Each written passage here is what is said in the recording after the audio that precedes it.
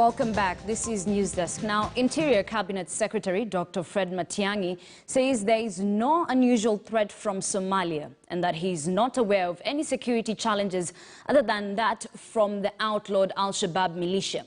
Dr. Matiang'i, who was reacting to an ongoing conflict in Bulahau between Somalia and Jubaland, also affirmed the ability to deploy resources if need be.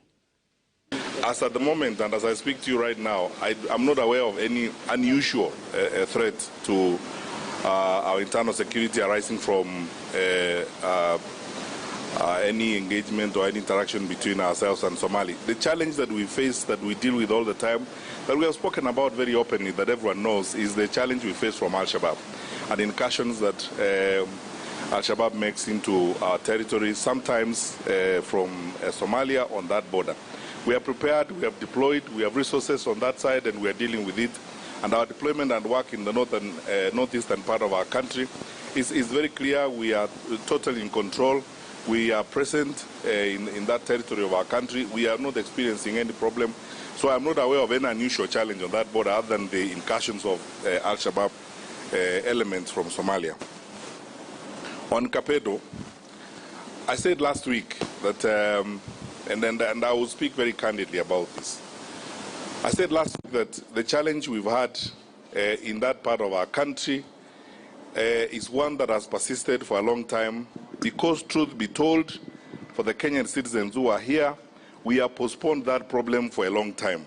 It manifests itself as a cat rustling problem, but clearly it's a criminal activity that is supported by some groups of people in that region. We have decided as government we are not going to postpone that problem again. We will sort it out once and for all. And I've made it very clear when the leaders of that region came to see me last week, I told them that we will sustain the operation in that area until we get all the criminals out. We are going to disarm the people who are there. It is a responsibility of government to behave that way. I am not aware of any humanitarian crisis in that part of our country. We have maintained all our security teams on the ground. Those are our citizens. We are dealing with them, we are helping them. We are only ridding them of the criminals that have made life miserable to them. And we are going to work in that manner until we sort out that problem. We are not going to postpone it again. Those of you who are here understand this. And let me speak to you again, very frankly, on this matter. A few years ago, those thugs killed 42 of our police officers. Then later on, they killed 21 of our police officers. Then recently, they murdered more police officers. We cannot continue to play hide and seek with criminals.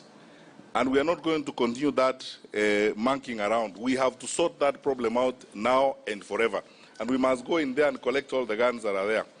I am issuing, like I said, notice shortly extending curfew hours in Kapedo, and I'm going to designate it as a special operation area, and we'll maintain a curfew there between 6 and 6 in the evening so that we can do all the work that we need to do there and complete it.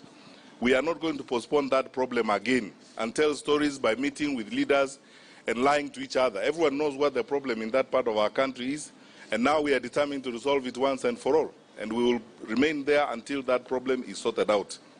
And then it's not a lie about cat rustling. It is criminal activity that is funded, sometimes supported by local leaders.